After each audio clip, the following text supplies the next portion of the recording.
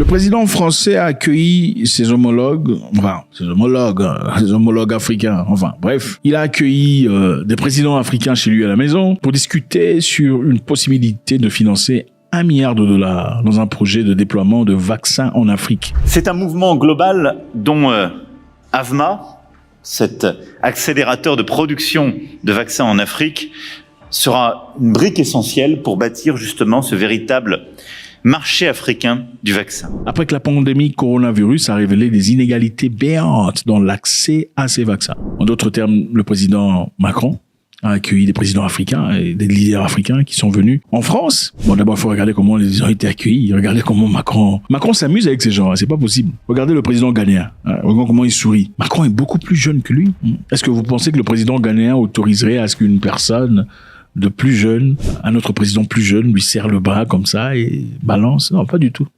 Là, il va demander le droit d'aînesse, le respect africain, n'est-ce pas? C'est quand même bizarre. Bon, quand c'est un Européen, alors là, on se...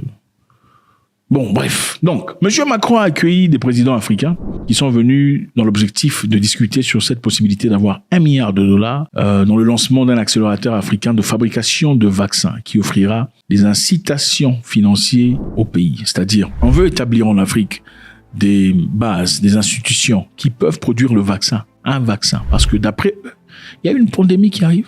Comment ils savent? Point d'interrogation. L'OMS, le groupe de défense de l'Union européenne et d'autres veulent aider l'Afrique. Il faut toujours aider l'Afrique. L'Afrique est pauvre, malheureusement. À mieux se préparer à la prochaine pandémie que nombreux experts de la santé considèrent comme inévitable. Ils sont quoi? Ils sont Dieu. Comment ils savent ça?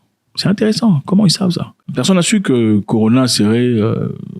Voilà, comment ils savent que il y a une nouvelle pandémie qui arrive? À moins qu'au volant, on soit responsable de cette pandémie. Comment on peut le savoir? Donc, on va rentrer sur les bases. En 2019, quand l'histoire du coronavirus a commencé, nous étions tous assis dans nos maisons dans une crainte presque éternelle. On ne savait pas trop comment s'y prendre. C'était un élément complètement nouveau à tout le monde. On avait peur. Okay? C'est la fin du monde, c'est l'Armageddon ou quoi? Est-ce que les ATM vont fonctionner? Je me souviens être parti à une machine cherchant de l'argent. Je voulais du cash parce que je me disais, écoutez, si ça tombe de partout et que voilà, on peut plus avoir le cash, on fait quoi? Parce que le vrai argent, en réalité, les amis, c'est l'argent cash. Ne vous inquiétez pas. Ce que vous voyez dans les banques, ce sont des chiffres qui peuvent être arrêtés n'importe quand on désire. Je suis parti chercher du cash par peur. Je me souviens à l'époque, notre prière était simplement avoir ce vaccin disponible. On était tous prêts à l'avoir. Malheureusement, en Afrique, aucun pays, aucune nation était en capacité de produire quelconque vaccin pour protéger ses enfants. Chose de complètement injuste et incohérent et de choquant plutôt. Et d'ailleurs aberrant. Et même aussi honteux, incroyable. Tout le monde attendait que l'Europe ou les États-Unis, en tout cas l'Occident, trouvent une solution pour les Africains, pour un problème africain. Et à l'époque, beaucoup de pays puissants ont acheté en masse des vaccins qui étaient disponibles dans le marché, au point où il n'y en avait plus de disponibles pour les Africains. Alors l'OMS, dans leur bonne charité, aujourd'hui, nimbés à la connaissance qu'ils ont du monde, viennent de dire qu'ils veulent aider l'Afrique, c'est-à-dire on veut maintenant accorder à l'Afrique la possibilité de construire ses propres organisations, ses propres plateformes de production de vaccins pour la pandémie prochaine qui est inévitable. Incroyable. La première question qu'on se pose ici, inévitable par rapport à qui? Comment ils le savent? Comment on le sait? Ça, c'est une bonne question. Je pense que il faut se poser la question. Et je sais qu'il y a des gens qui se diraient... vaut mieux être préparé. C'est bien d'être préparé. Mais comment on n'était pas préparé contre le Covid si on a toujours eu cette mentalité de préparation? C'est bien de dire qu'il faut être préparé. Mais je pense que ce serait aussi autant stupide de penser que tout ce qu'on vous donne gratuitement, c'est pour rien, c'est gratos. Quels sont les intérêts de l'Europe ou de M. Macron d'accompagner un projet $1 million dans le but d'aider les Africains? Enfin, les Africains, ce ne sont pas des cousins, c'est des Africains. Non, attendez, il faut le dire, ce ne sont pas des Ukrainiens. Quel est cet intérêt général pour que, voilà, l'OMS, l'Union européenne, accompagnée de M. Macron, dans sa gentillesse et sa sympathie, de vouloir accompagner les Africains avec $1 milliard, un projet de $1 milliard? C'est quoi ce projet? La première chose qui me vient à cœur est celle-ci. Pourquoi les Africains sont des mendiants? Non, il faut vous le dire, il faut vous dire les choses. Il faut que ça vous dérange. Si ça vous dérange pas, ça veut dire que c'est comme une blessure. Quand on soigne la blessure, il faut que ça fasse mal. Si votre blessure ne fait pas mal, c'est-à-dire qu'on n'est pas en train de la nettoyer correctement. Donc, c'est quoi cette mendicité? C'est quoi cette mentalité de mendicité? C'est bizarre. On a l'impression qu'à chaque fois qu'on parle d'argent à offrir, ce n'est pas d'argent pour lequel il faut travailler. On veut offrir de l'argent. On verrait toujours des dirigeants africains se présenter. Ça me fait penser à l'Union africaine. Ce building qui a été offert, construit par des Chinois. De la tête aux pieds. Cadeau. Un cadeau qui plus tard on découvrira avec des devices et des des écouteurs, des microphones qui écoutaient toutes les conversations, toutes les divulgations, tous les échanges entre leaders africains dans ces bâtiments.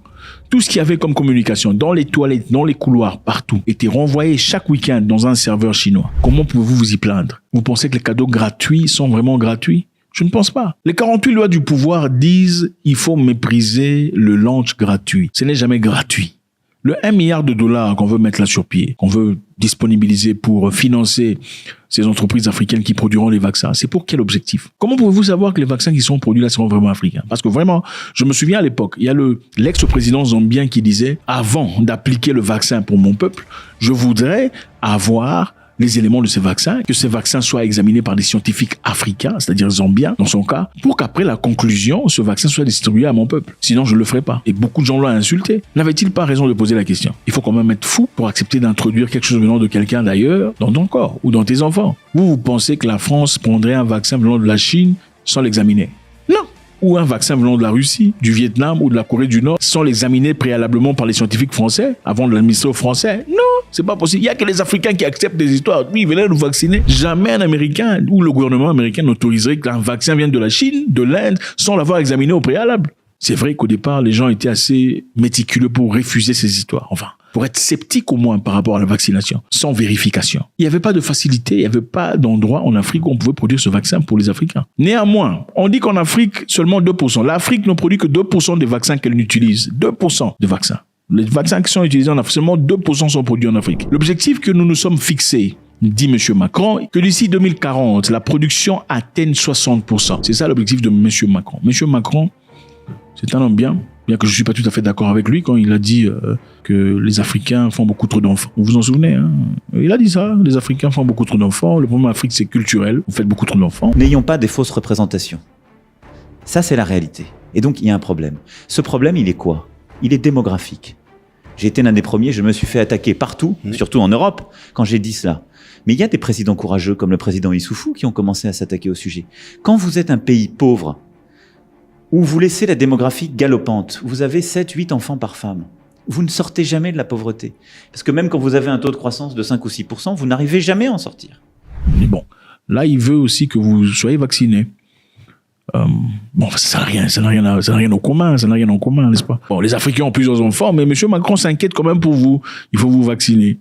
On va vous aider à vous vacciner, gentiment. Bref.